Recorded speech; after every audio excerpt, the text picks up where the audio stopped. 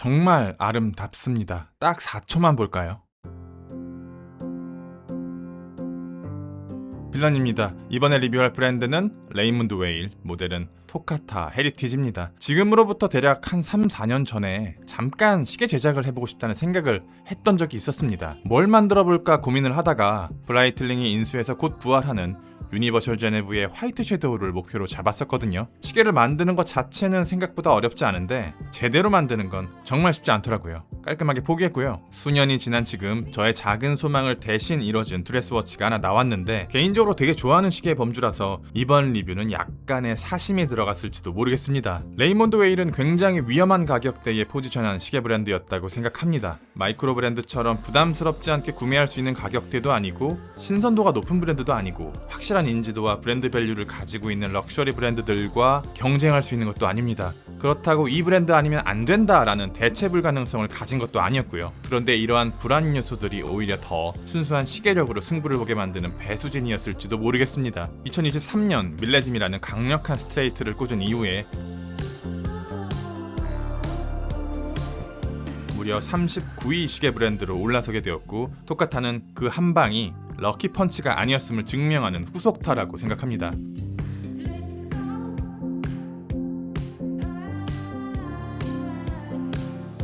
가로 33mm, 세로 38mm, 두께가 무려 6.95mm입니다. 타원형 케이스가 뽑아낼 수 있는 비율 안에서 가장 작고 얇게 뽑아낸 시계고요. 정말 짧은 17mm의 러그 때문에 커브드 스프링바가 필요해서 다채로운 줄질은 조금 어렵습니다. 41g, 17cm의 손목둘레 위에서 이 정도의 핏을 보여줍니다. 제 시각에서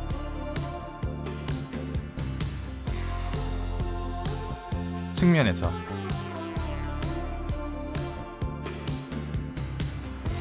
타인의 시각에서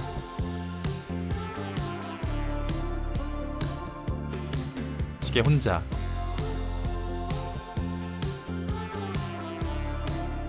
현대의 시계 브랜드들은 이렇게나 작은 사이즈로 시계를 뽑아내지 않습니다. 그 브랜드의 베이스에 드레스가 존재한다고 하더라도요. 랑에나 글라슈데 오리지널, 프레드릭 콘스탄트 같은 워치메이커들은 작아도 39mm 정도를 기준으로 사이즈를 잡아 나가는데 토카타는 빈티지 드레스워치의 사이즈를 살려 가져왔습니다. 현대 시계 브랜드의 사이즈에 적응하신 분들에게는 이거 되게 작네 라는 말이 나올 거예요. 가격은 305만원, 현재 할인을 전부 적용하면 230만원대까지 가능하네요. 두께를 보고 당연히 쿼츠를 썼다고 생각했는데 RW4100 핸드 와인딩, 수동 무브먼트가 들어갔고요. 셀리타 베이스입니다. 45시간의 파워 리저브, 양면 무반사 코팅이 발린 사파이어 글래스 덕에 어느 각도에서도 깨끗하게 다이얼이 눈에 들어오는데 저는 특히 이 각도를 좋아합니다.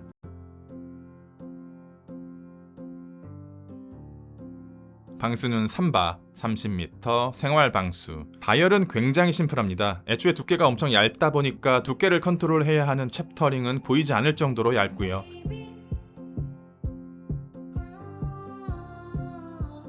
시계의 둥근 에너지를 잡아줄 반듯한 직사각형 아플리케 인덱스,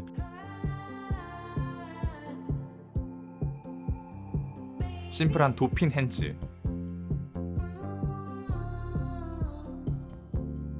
그리고 텅 빈 썬네이 다이얼.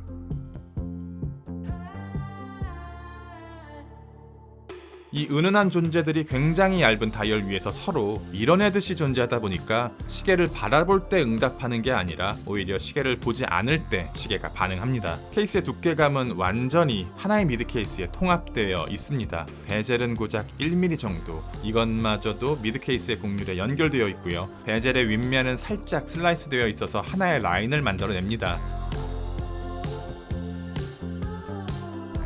케이스백은 두께감을 가지고 있지 않습니다. 미드 케이스 속으로 쏙 들어가 있고 단순히 무브먼트를 덮는 얇은 막 정도로 존재해요. 다이얼과 비슷한 비율의 타원형으로 무브먼트 내부를 볼 수 있는데 시계의 전체적인 분위기와는 다르게 단단한 색감과 브러싱 마감으로 덮어두었습니다.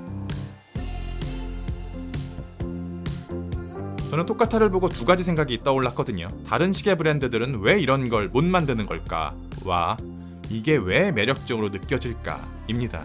최근에 대부분의 워치메이커들은 이미 가지고 있는 아카이브를 그대로 활용하거나 옛날 거 복각하거나 둘 중 하나거든요. 이렇게 새로운 라인업을 만들어내면서 흥하는 케이스는 굉장히 드뭅니다. 이유가 뭘까 곰곰이 생각을 해봤는데 시계 애호가들이 굉장히 고약한 심보를 가지고 있기 때문이라고 생각해요. 저도 그렇지만 어떤 시계 브랜드가 새롭게 무언가를 만들어내면요, 대다수의 시계 애호가들은 굉장히 냉소적으로 이렇게 말합니다. 아, 근본 없어.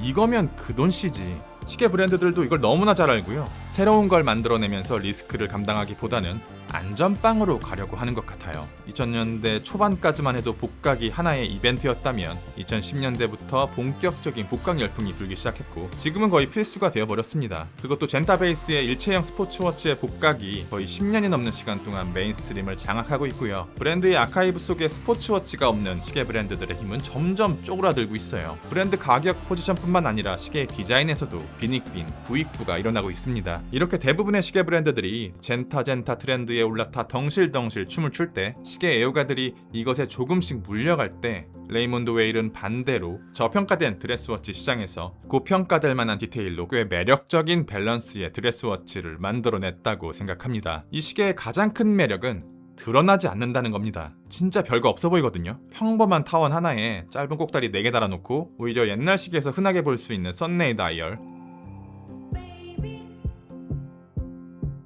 평범한 핸즈와 인덱스,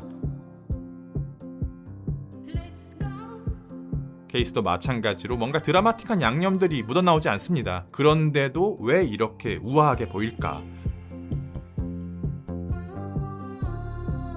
몇 가지 이유를 추측해 봤는데 평양냉면을 좋아하는 사람들이 많은 이유와 비슷하지 않을까요? 굉장히 순수하고요. 시간에 구애받지 않는 디자인, 그리고 무엇보다도 시계를 구성하는 모든 요소들이 서로를 해치지 않아요. 비율과 밸런스만으로 우아함을 붙들어 놉니다. 토카타의 타원형 케이스를 대체할 수 있습니까? 있습니다. 파텍 필립의 골든 엘립스라는 마스터피스가 존재하는데 존재만 해요. 현실 세계에서 골든 엘립스를 구매할 수 있는 사람은 사실상 거의 없기 때문에 저는 유니버셜 제네브의 화이트 섀도우로 눈을 돌린 적이 있었거든요. 그런데 이건 무브먼트 쪽에 현실적인 문제들이 많아요. 로터나 소음이나 수급이나 지금은 가격도 결코 저렴하지 않고요. 그리고 사실 토카타는 타원의 형태가 조금 다릅니다. 골든 엘립스는 완벽한 비율을 가지고 있어요. 그리스 신화에서 나올 법한 이상적인 형태를 취하고 있는데 토카타는 상대적으로 약간의 터치가 들어간 타원입니다. 전자는 직사각형이 타원이라는 옷을 입었다면 후자는 타원이 직사각형의 옷을 입은 것 같아요. 그래서 미학적인 안정감은 전자가 넘사벽이고 토카타는 조금 더 둥글둥글하면서 더 드레시해요. 시계씨는 늘 더 좋은 스펙, 더 유명하고 더 비싼 쪽으로 흘러갑니다. 그런데 실제로 시계질을 하다 보면 손목에 오래 올라오는 건 꼭 그런 시계만이 아니거든요. 이 정도 가격대에서 이 정도로 클래식하고 이 정도로 자신을 드러내지 않으면서도 이 정도로 형태가 살아있는 시계는 많지 않다고 생각해요. 정말 잘 나왔고요. 간만에 추천드릴 만한 시계라고 생각합니다. 리뷰는 여기까지. 빌런이었습니다. 감사합니다.